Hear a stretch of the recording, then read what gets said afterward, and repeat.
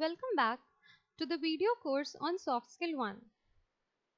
So today we will start with parts of speech, the remaining types that we left out in our last class. The highlights of the last lecture before we continue.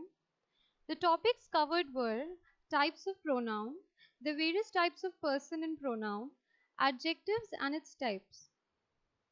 Now coming to our next topic that we have, that is the degrees of comparison that we have in adjectives. Now as you can see, adjectives have forms or degrees of comparison as positive degree, where nothing is compared. So if you just mention the words as they are without using any comparative or without having any reference to which you are actually comparing them, then you mention them in the positive degree. The next we have is comparative degree. When two things, people or places are compared. So whenever you have one case and you have a second case and then you are comparing the two, then you use comparative degree. The third type of degree that we have is superlative degree. When three or more things, people or places are compared. So suppose when you have two fruits and you are comparing the taste of the two of them, maybe one type of apple and the second type of apple, and you are comparing which one is sweeter, then the degree that you will use is comparative degree, that is I am using sweeter. Now suppose when you have three apples, apple A, apple B and apple C, and you're comparing the three of them and then deciding which one is the most sweet among the three, then you will use sweetest, which is the superlative degree of the word sweet. So you can see it as, if I say this apple is sweet, then I say this apple is sweeter. Sweeter, definitely that the apple is being compared from the two that we have in case. And third, this apple is sweetest among the three. So sweetest, it means the superlative degree. As we have three apples, so we are using this. So in this manner, we will use the three degrees of comparison in adjectives. Next, we have the different forms of adjectives. As I already mentioned, you can see one is the positive or the neutral, second is comparative, and third is the superlative.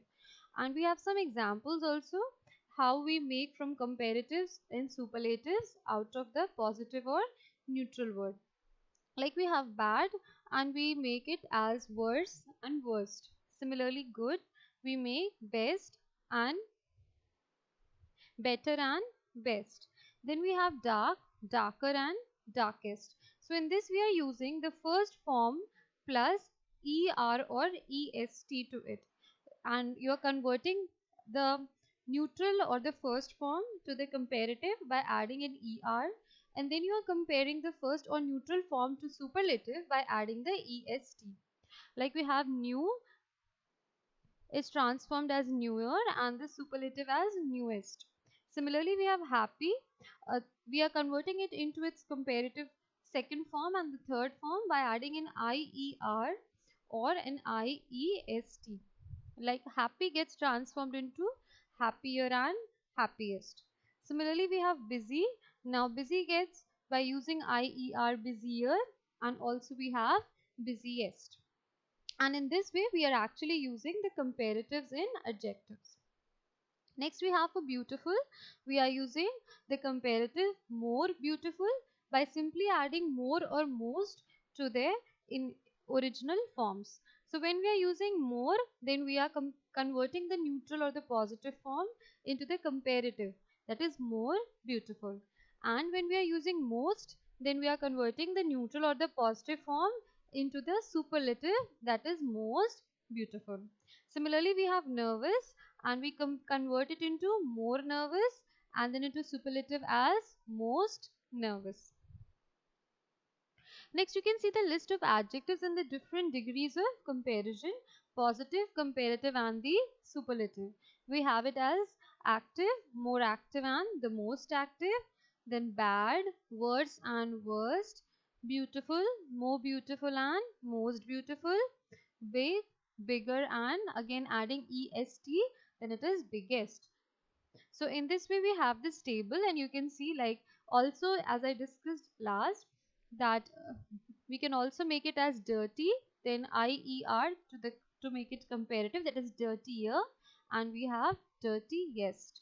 Similarly, we have taste, taster, and tastiest.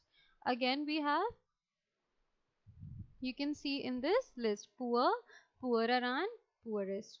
So you can go through this list of adjectives, and you can find a number of adjectives and this comparative and superlative form in any standard grammar book. With this we will move on further. Moving on to the next category of part of speech, that is verbs. So what are verbs?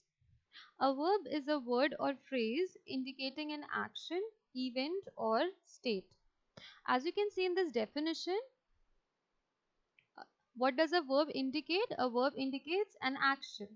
An action, that is some work, some activity that is being done. That activity can be in the past, that that is it has been completed.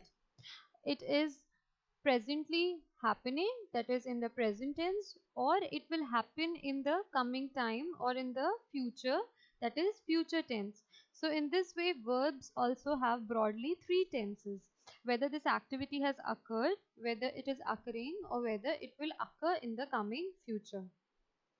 Similar to the activity, it can be an event also, an event that is a happening that is going to be there, or it has already been done, or it is coming, like your birthday celebration that you had maybe last year, or your birthday celebration that is coming upcoming, or if today is your birthday, then ongoing birthday celebration. Also we have state. So suppose an organism that you have, or any state also you can consider, suppose water.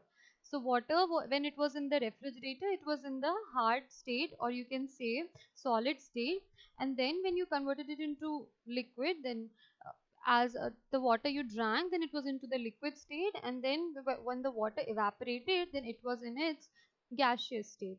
So similarly you can have verbs for both action, you can have in terms of events, or you can have in terms of state also.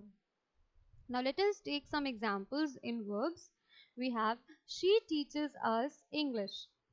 This is an action because it is being done repeatedly. She is teaching us English. So teaching is the activity that is being done here, and teaches is the verb that you are using to show that activity. Similarly, we have, the accident happened at night. So when did the accident happen? It happened at night. This is regarding the event. So accident here is the event that is happening. Then you have, he is in poor health. So how is he? How is his health? The state. So you are telling poor health. So his health is not good. Then you have, verb is the most important part of a sentence. It is obligatory even in the shortest of sentences. Like stop, they left. So here you can see that this sentence is very short, but again you are using a verb, that is left, in this to indicate what action has been done and why do you want them to stop. Similarly, we have, the stock markets fell. So here fell is the verb that is indicating the action in this sentence. So as we already mentioned, that even in the shortest of sentence, when you are actually including brevity, then also the verb is mandatory for the sentence to be completed. Then we also have various kinds of verb, and let us look into them in detail. Verbs can be broadly characterized into two based on their function. So there are mainly two categories, and they are the main verbs. They are also known as principal verbs. For example, read, write, eat, drink, etc. They are called the main verbs because they are directly indicating you what action is being done, what activity is being, or what event is being, or what state is being performed. But there is also another type of verb that are called auxiliary verbs. So the auxiliary verbs, they are also known as helping verbs. So directly they do not indicate any action or activity, but they help in indicating the time or the nature or the type of activity. For example, you have I can do this, I will do this, I shall do this. So in all the three sentences, there is the verb being used, and can, will, or shall are three types indicating how sure the person is in terms of the determination to perform the work. A can shows a possibility, a will shows a strong determination. So in this way, such verbs are called auxiliary verbs, and they help the principal verb to express the meaning in the complete sense. Let us look into this in detail. Like, we have auxiliaries. So auxiliaries are of three kinds. First is primary auxiliaries.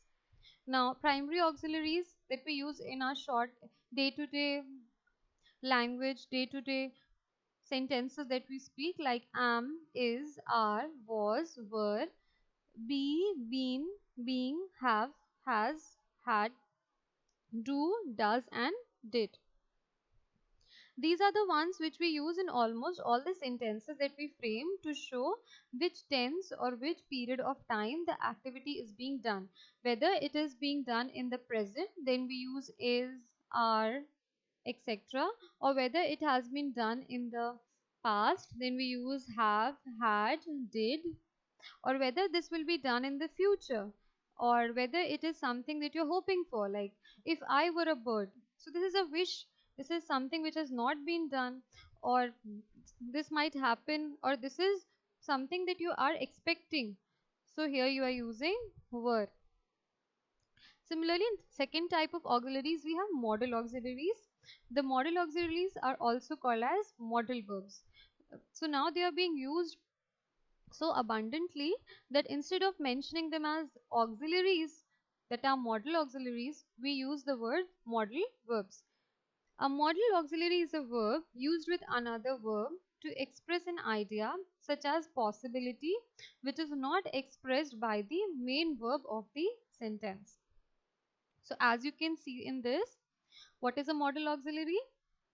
It is a verb and it is used with another verb. The another verb here is the principal verb.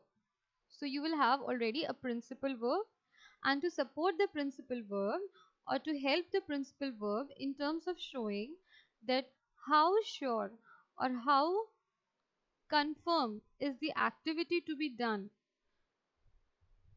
in terms of its occurrence, we use the modal auxiliary. This will be more clear by examples which we should see, like he could come tomorrow. In the sentence he could come tomorrow. So come is the verb and he could come. Could come means that he might come or he might not come. So this is a possibility that you are not sure that he will come. Instead, if we replaced it with he will come tomorrow. So he will come tomorrow shows that you are very much sure, you are confirmed, and the possibility is very high that he will be there. For example, you can see the modal auxiliaries are like can, could, may, might, will, would, shall, should, must, ought, to.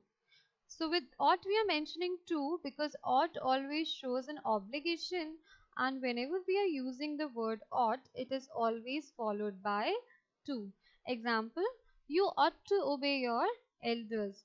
So this is what is expected out of you, and it is always followed by a to. Then we have auxiliaries which are semi-modal, or they're also called as marginal auxiliaries. They again are helping the primary auxiliaries and making sure that the meaning of behind the sentence or the activity is expressed completely. Example, I need to do this.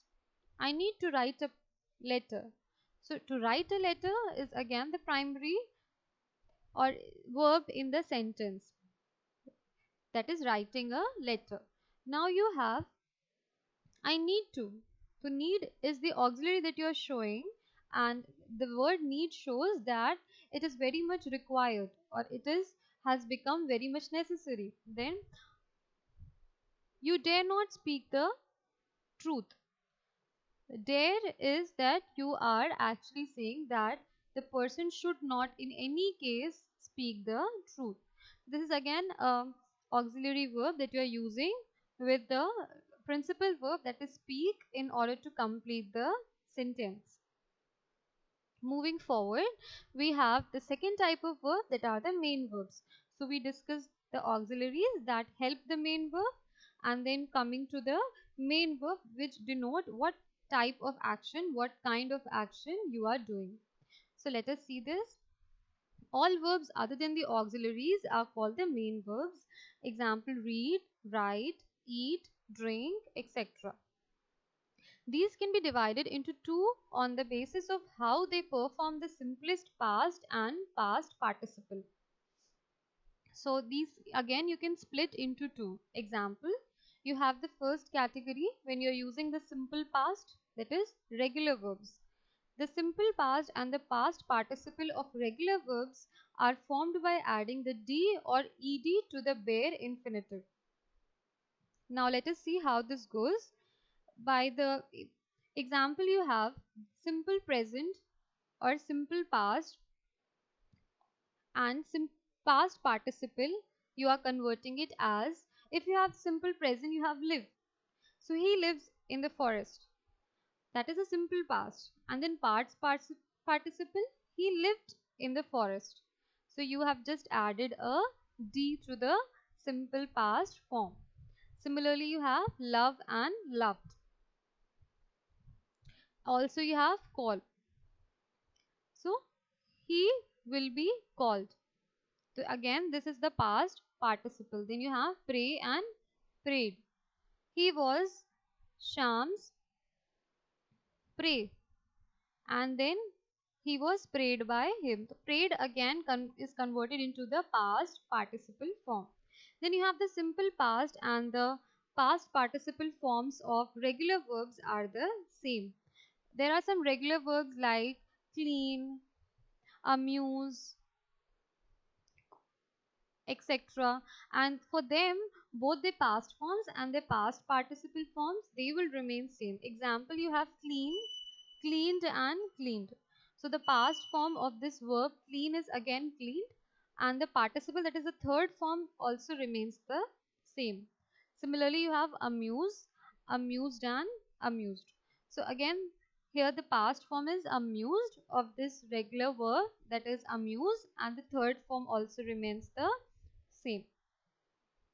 Then we have in the principal verbs only a second category that we call as irregular verbs.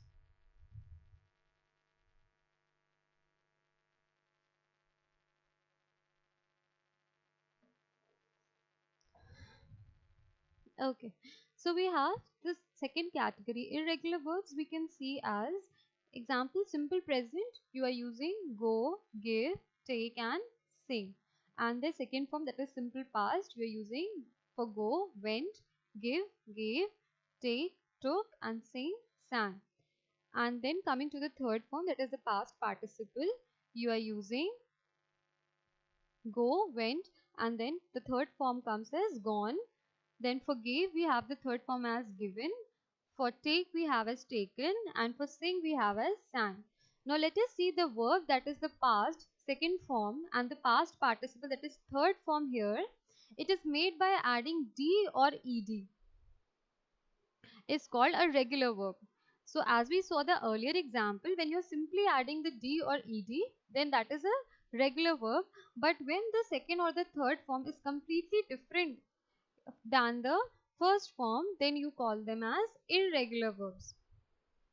Some regular verb list is as below, like walk, you are having ed in the second form, that is walked, and in the third form again walked. Then you have talk, talked and talked, clean, cleaned and cleaned, amuse, amuse and amused, as we already discussed. This is how you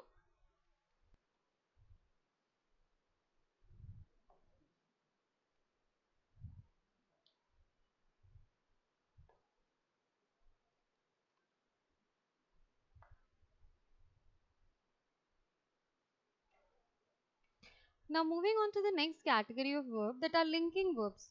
So what is a linking verb? A verb that acts as a link between two words is called a linking verb. So simply it is used to link two words. It connects or links a subject to a noun or an adjective in a predicate. So suppose you have a noun that is included in the subject, and then you have an adjective which is describing something about the noun in the predicate.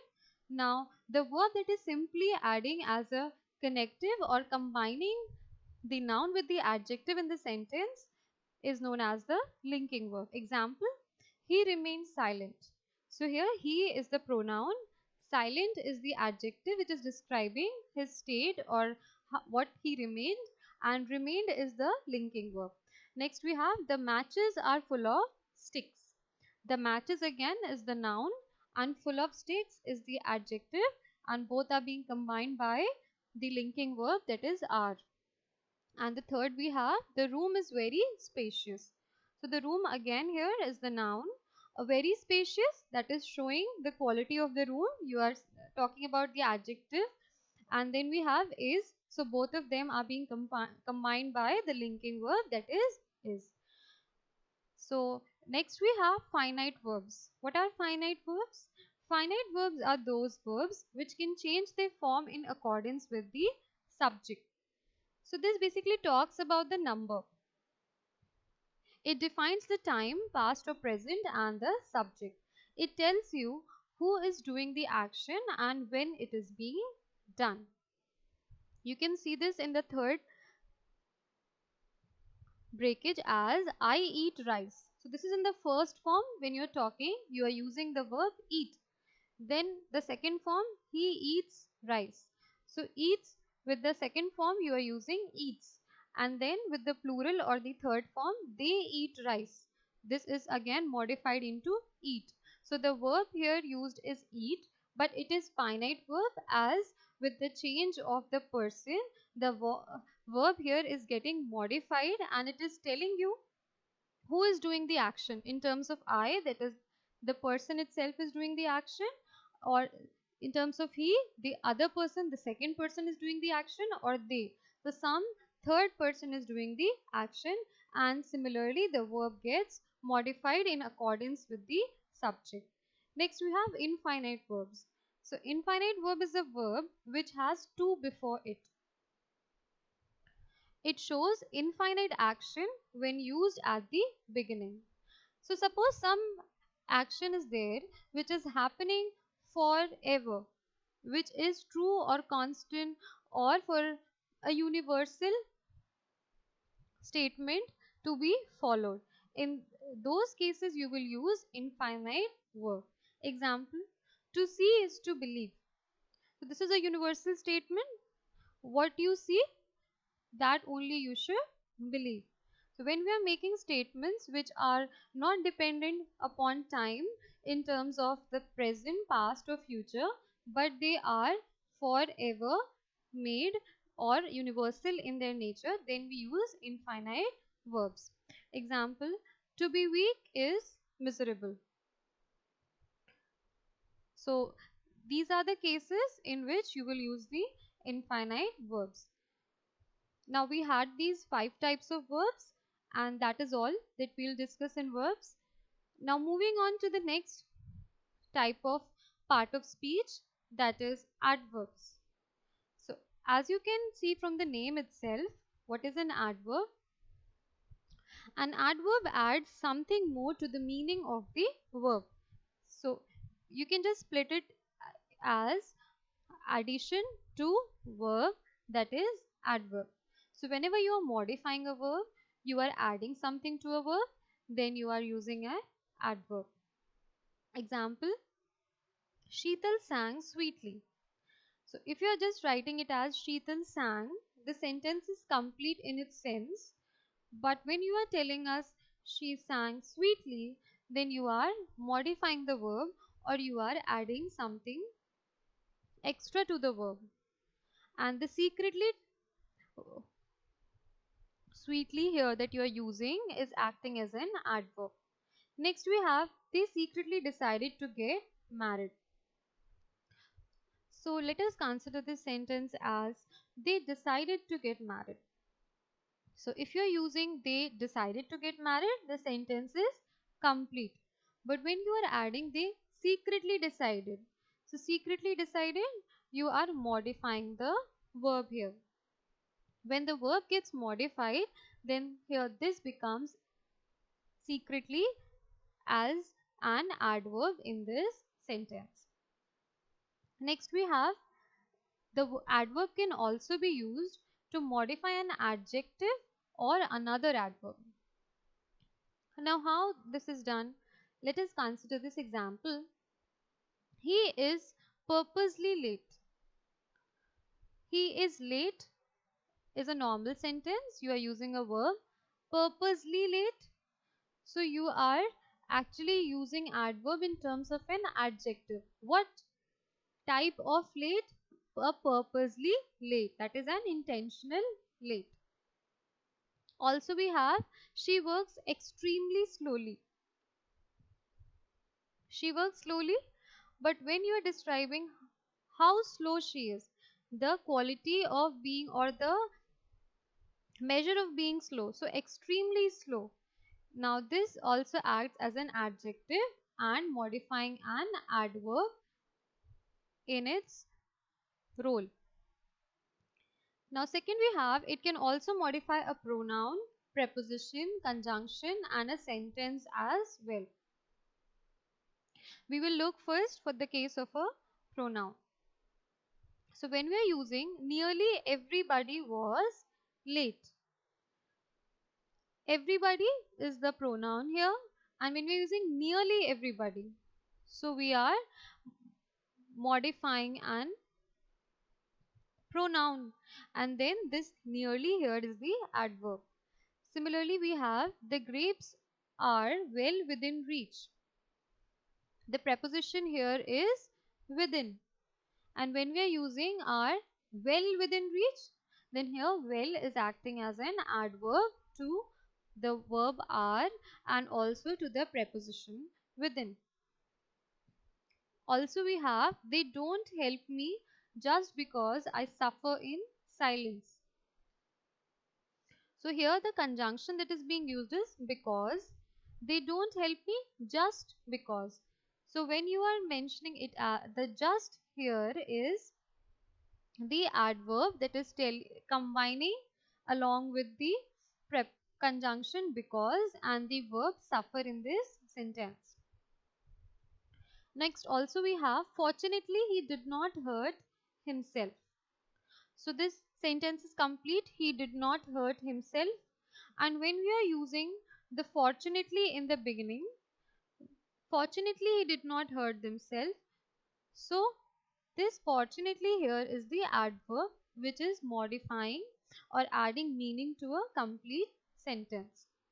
So as we have seen in the above examples that an adverb not only modifies or does something in addition to a verb but also to an adjective, a preposition, a pronoun, a conjunction and also a sentence. Now moving further we have kinds of adverbs. The first type of adverb that we use commonly are the adverbs of time. The adverbs of time indicate the time of an action and answer to the question when. So when there is a statement that answers the question to that regarding what was the time the activity was being performed, when did something happen, then you use the adverb of time. Example, when did you buy this car? I bought it a week ago. When did you do this work? I have done it already. Adverbs of place or position. Now they are used to indicate the place of an action and characteristically answer the question where. So adverbs of time answer the question when and adverbs of place will answer where. Example, where is your watch? It's here. Where is your mother? She has gone out. So here the word out, the word here indicates adverb of place. Third, we have the adverbs of manner. They express the manner of an action and answer to the question how. So when you're actually discussing how something is being done, the way something is being performed, then adding the type or manner to the verb that is being mentioned, then you are using the adverb of manner. Example, how is she typing? She is typing carefully. Here the word carefully is the adverb of manner. How is he working? He is working slowly. So again, this word slowly is adverb of manner. Next we have the fourth category, that is adverbs of frequency. They express the frequency of an action. They answer the question how often. Example, she has always helped me. I had never told a lie. So frequency you can see from the words like she has always. So always shows that she has been helpful always. Similarly you have I had never told a lie. Again this word never shows that this particular action was never be done. Then you have the fifth category, that is adverbs of degree or the intensifiers. What does the intensifier do? The intensifier is done to tell how much or the maximum in terms of the activity that is being done, the nature. Example, they express the degree or the intensity with which the action is being performed. Like you have, so they answer the question how much, how far, or to what extent. Example, he is too ill to go to work. Now here you are using the word too ill. Too ill we means extremely ill. So you are telling the intensity in terms of illness is a lot. Then he is rich enough to maintain a car. So he is a very rich or a mighty rich fellow. So you are getting to know how much he is ill, what extent he is rich, etc. by the adverbs of degree. Next you have the relative adverbs. Now what are relative adverbs? Relative adverbs are used to introduce relative clauses and noun clauses as well, and not only the adjective clause. Example, I don't know the place where she works.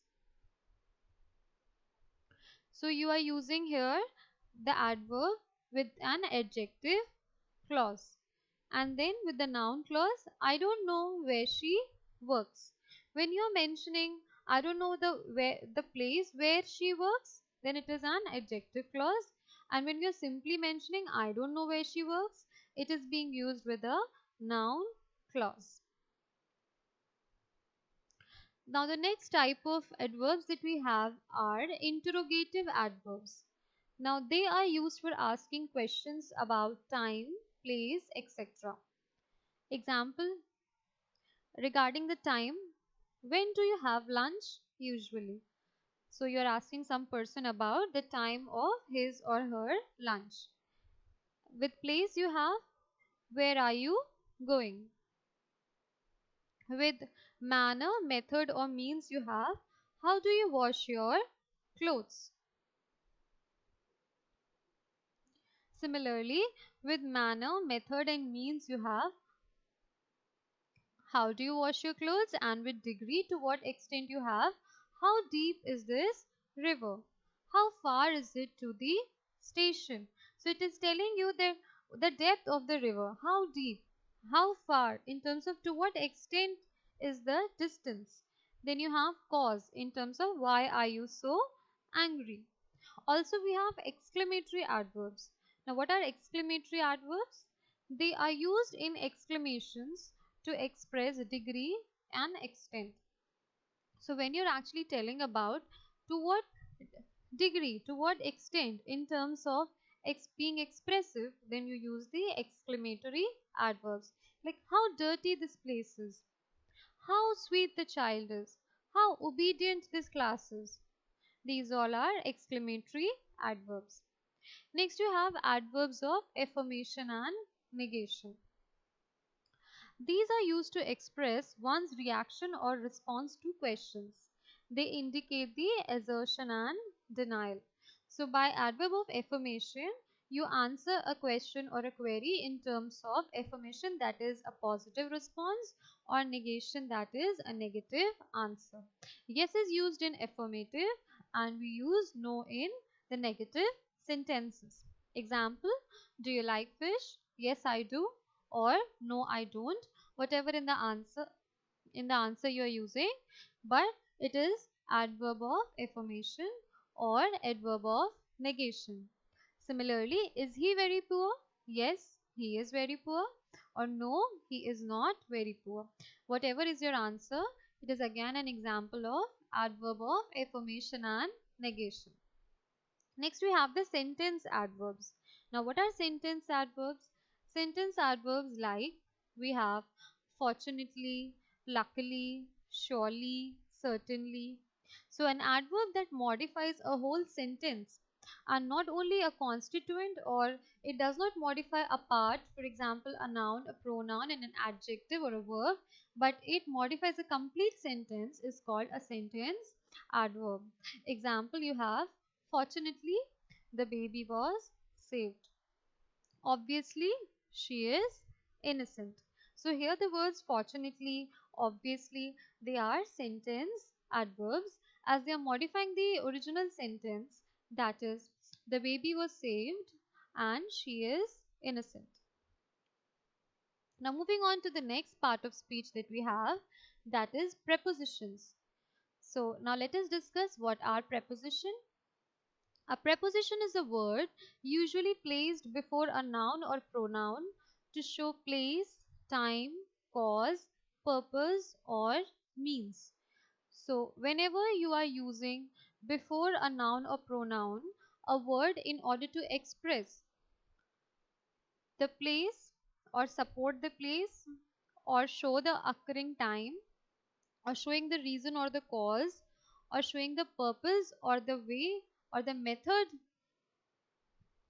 in a sentence, then we use preposition and they act to support these reasons. Example, he lives in Delhi. So Delhi is a place we have to here show in the sentence where he lives. So in order to show the place, we are using he lives in Delhi. So in is the preposition that is being used here. Similarly, we have I will meet you at 6 p.m. So 6 p.m. is a point of time, and in order to support that point of time, the preposition that we are using for time, we are using at. Then you have you need to have leave early in order to arrive on time. So again with time, what we are using preposition is on to denote a particular point of time. Also we have two kinds of prepositions, that are simple prepositions and complex or compound preposition. The simple prepositions consist of only one word, like you've seen in the above sentences in, at, on, for, etc. And we also have complex or compound prepositions. Now these prepositions consist of more than one word.